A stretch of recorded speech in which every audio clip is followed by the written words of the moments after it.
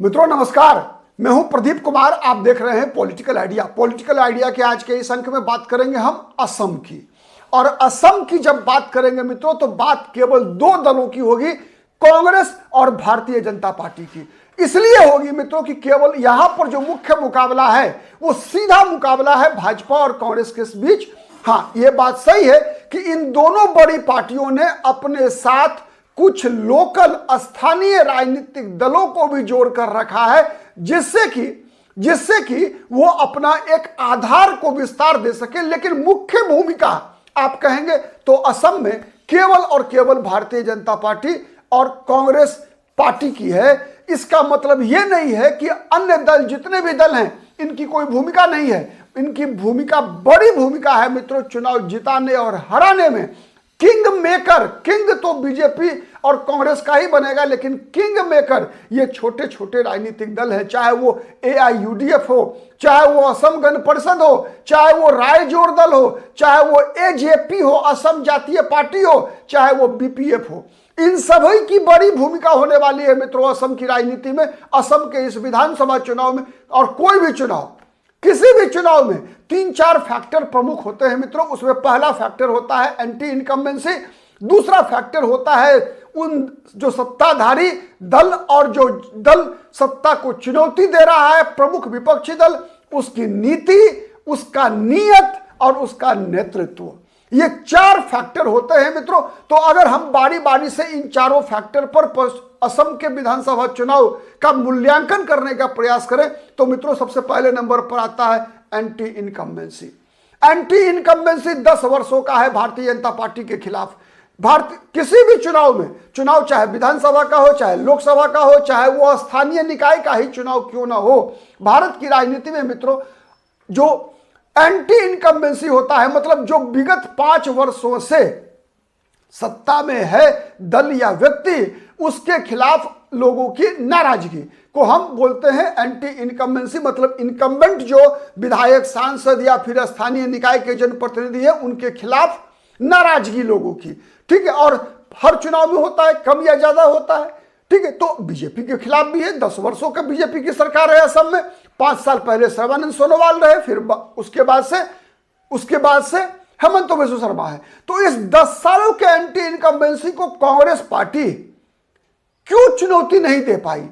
क्यों कांग्रेस पार्टी फंस गई हेमंत बिस्वा शर्मा के और अमित शाह के बिछाए जाल में?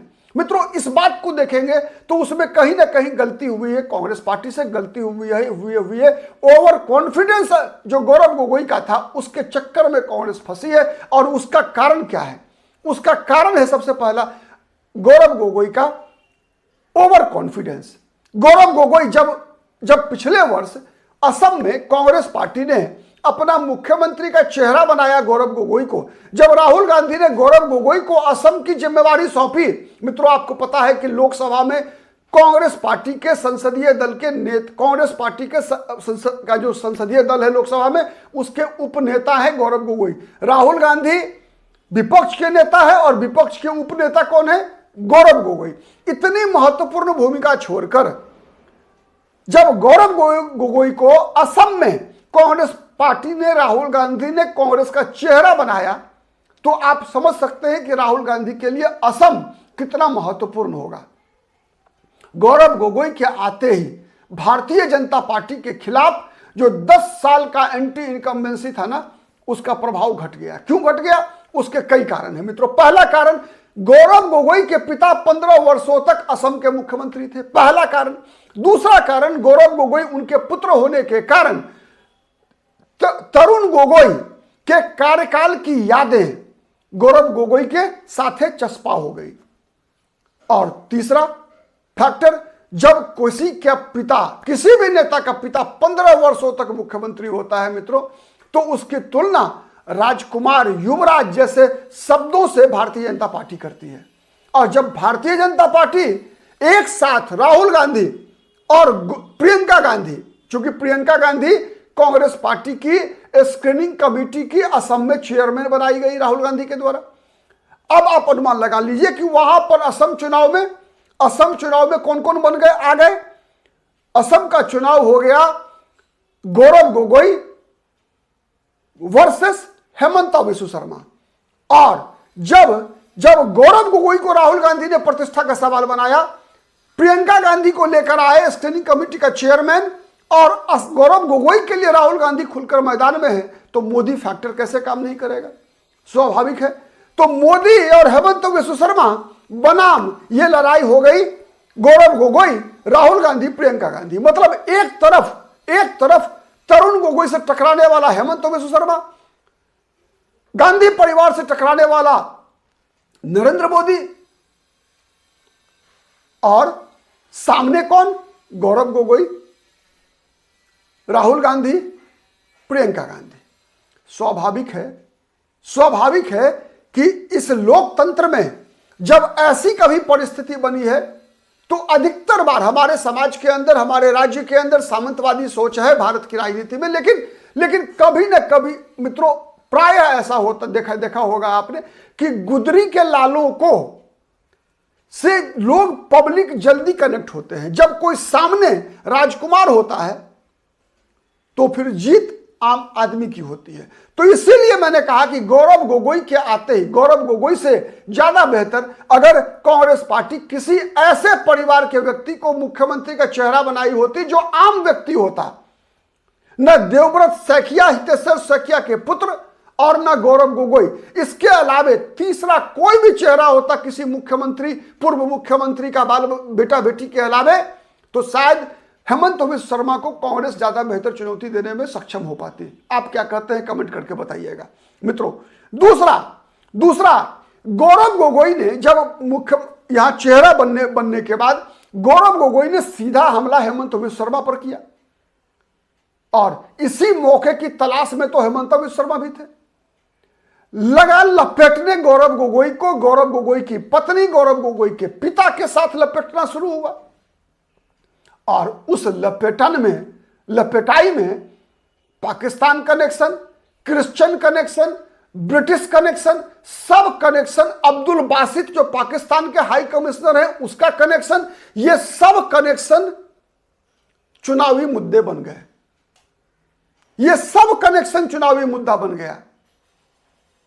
जितना आक्रामक हमला गौरव गोगोई, राहुल गांधी ने हेमंता पर किया, हेमंता उससे ज्यादा ताकत से गौरव गोगोई और राहुल गांधी पर भारतीय जनता पार्टी ने हमला किया। और अब परिस्थिति यह है कि लोग चुनने को मजबूर हैं हेमंता वर्सेस गौरव गोगोई, और यह कांग्रेस पार्टी के लिए नुकसान का काम हुआ। साथ ही आप याद कीजिए पिछला विधानसभा चुनाव 2021 का, 2021 के विधानसभा चुनाव से ही भारतीय जनता पार्टी ने कांग्रेस पार्टी को मियां पार्टी के रूप में संबोधित करना शुरू किया। आज भी हेमंत विश्व शर्मा कहते हैं ना कि मैं कांग्रेस को हिंदू मुक्त करना चाहता हूं, मतलब एक भी हिंदू को कांग्रेस में नहीं छोड़ेंगे, या कोई कांग्रेस में हिंदू अगर रहेगा भी तो बीजेपी की स्ट्रेटजी से बचा हुआ रहेगा। और गौरव गोगोई को हिंदू नहीं मानते हेमंत विश्व शर्मा। और यह नैरेटिव जो चलाया जा रहा है भारतीय जनता पार्टी के द्वारा, उस नैरेटिव में कांग्रेस पार्टी फंस गई। 2021 में एआईयूडीएफ के साथ गठबंधन हुआ तो कांग्रेस को जितना फायदा हुआ उससे ज्यादा फायदा हुआ एआईयूडीएफ को, और भारतीय जनता पार्टी को मौका मिला गठबंधन के कारण कांग्रेस मियां पार्टी। परिणाम क्या हुआ कि कांग्रेस ने लोकसभा चुनाव में एआईयूडीएफ से तालमेल तोड़ दिया, गठबंधन तोड़ दिया। बीजेपी के इस प्रचार के कारण कि कांग्रेस मियां पार्टी है, एआईयूडीएफ से गठबंधन है, बदरुद्दीन अजमल में और कांग्रेस में कोई अंतर नहीं है, इस प्रचार के कारण कांग्रेस ने बदरुद्दीन अजमल से गठबंधन तोड़ा। बदरुद्दीन अजमल को धुबरी लोकसभा सीट पर कांग्रेस ने 10 लाख वोटों से हराया। चूंकि वहां के मुसलमानों के सामने एकमात्र विकल्प, कांग्रेस पार्टी ने विकल्पहीनता की स्थिति उत्पन्न कर दी कि आइदर कांग्रेस या बदरुद्दीन। तो लोगों ने मजबूरी में, चूंकि केंद्र में नरेंद्र मोदी के सामने जो भी है, जैसा भी है, जैसे भी है वैसे राहुल गांधी है उम्मीदवार, दावेदार, तो मोदी के खिलाफ राहुल गांधी को चुनने के चक्कर में बदरुद्दीन अजमल को 10 लाख वोट से हरा दिया धुबरी में लोगों ने। अब विधानसभा चुनाव में, लोकसभा चुनाव में गठबंधन तोड़ दिया, विधानसभा चुनाव में गठबंधन टूट गया, अब इसका परिणाम क्या है? अब इसका परिणाम यह है गठबंधन टूटने का कि एक बात तो तय है कि असम में जो लगातार 2014 लोकसभा चुनाव के बाद से जो परिवर्तन असम की राजनीति में आई है, उस परिवर्तन के कारण आप देखेंगे मित्रों कि 70% से ज्यादा हिंदुओं का वोट, चाहे वो किसी भी जाति के हिंदू हो, भारतीय जनता पार्टी को मिलता है। उसके कई कारण हैं, लेकिन सबसे बड़ा कारण यही बना मित्रों कि कांग्रेस चूंकि एआईयूडीएफ के साथ रही और कांग्रेस का प्रोजेक्शन भारतीय जनता पार्टी ने मियां पार्टी के रूप में किया, और यह इसकी शुरुआत हुई 2021 के विधानसभा चुनाव से। और इस ट्रैप में कांग्रेस फंसी, एआईयूडीएफ से गठबंधन तोड़ा। अब कांग्रेस ना घर की है ना घाट की, इस विधानसभा चुनाव में एआईयूडीएफ से भी मुकाबला करना पड़ रहा है। और धीरे धीरे दूरी इतनी बढ़ती जा रही है कांग्रेस की एआईयूडीएफ के साथ कि कांग्रेस को फंसा दिया है बीजेपी ने उन 22 विधानसभा सीटों पर जहां पर कि कोई मुसलमान ही जीतेगा। कांग्रेस के लिए बड़ी चुनौती है, बीजेपी से बड़ी चुनौती हो गई एआईयूडीएफ को हराना, क्योंकि अब जब तक एआईयूडीएफ मजबूत रहेगी असम में, तब तक कांग्रेस पार्टी के लिए कोई संभावना नहीं है। कांग्रेस निर्भर हो गई मुस्लिम वोटों पर और हिंदू वोटों के लिए रायजोड़ दल जैसे दलों पर, असम जातीय पार्टी जैसे दलों पर, छोटी छोटी सीपीआई, सीपीएम, सीपीआई-एमएल जैसी पार्टियां कांग्रेस को ब्लैकमेल करने की स्थिति में पहुंच गई। आज कांग्रेस का गठबंधन अगर एआईयूडीएफ के साथ होता तो कम से कम यह स्थिति नहीं होती। कांग्रेस फोकस कर सकती थी, 22 सीट पर जीत गारंटेड होता गठबंधन का।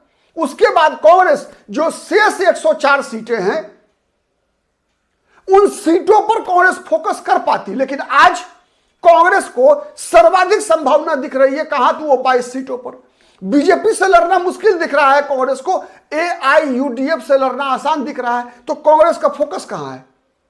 कांग्रेस का फोकस है उन 22 विधानसभा सीटों पर जहां पर कि कोई जीतेगा मुसलमान ही जीतेगा, चाहे वो रकीबुल हुसैन जीते या फिर बदरुद्दीन अजमल जीते।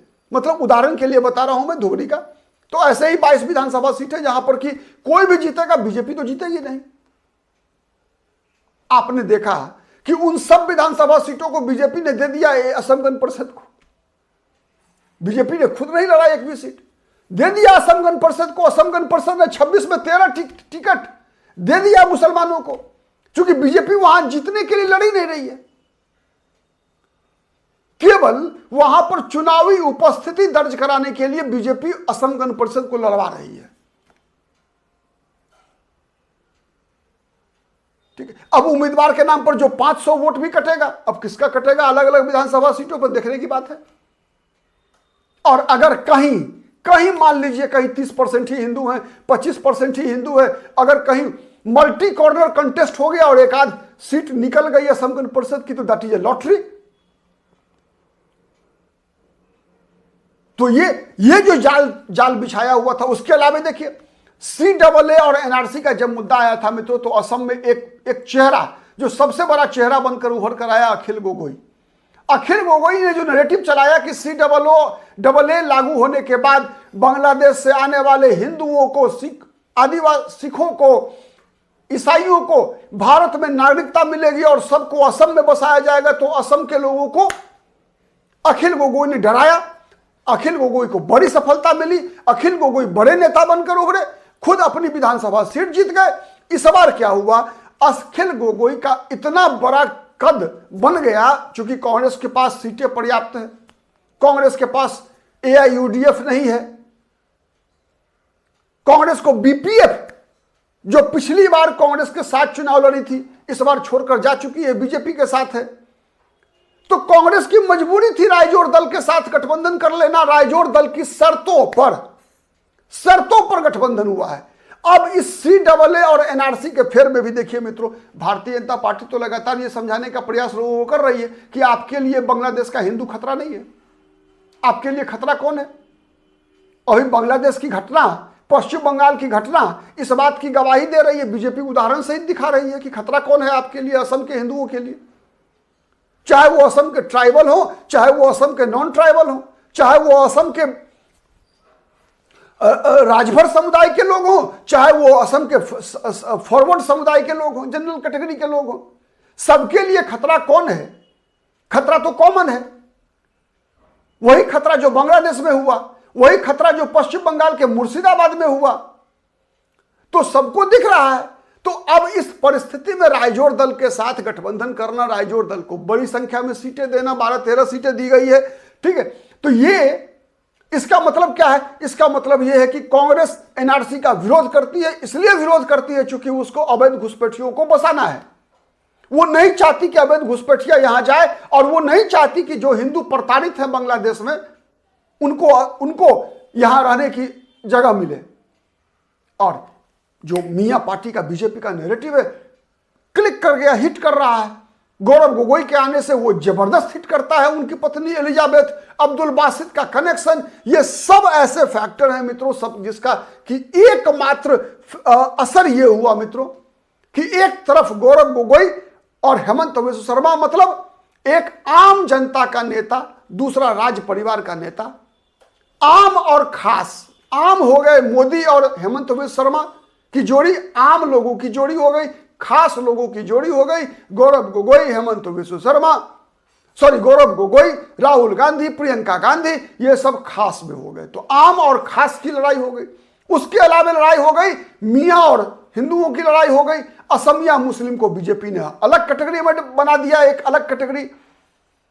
जैसे कांग्रेस असम में हिंदुओं को डिवाइड एंड रूल करती थी, आदिवासी को अलग, हिंदू अलग, फॉरवर्ड अलग, रायजोर, मतलब जो काम कांग्रेस पार्टी हिंदुओं में करती थी कि मुसलमानों को यूनाइट रखो, हिंदुओं को डिवाइड करो, वही काम बीजेपी कर रही है। मुसलमानों को बांटी बीजेपी ने, मियां अलग, मुसलमान अलग। मुसलमान कौन? जो असमी है, जो असमी भाषा बोलते हैं। मियां कौन?